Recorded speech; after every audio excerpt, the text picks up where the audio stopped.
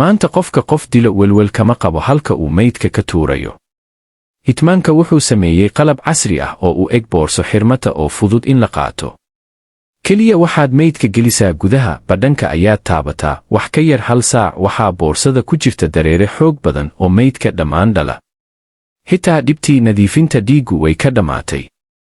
Laakiin shaqadii uu maanta hayay khaarijiye ku weli ma dhammaan.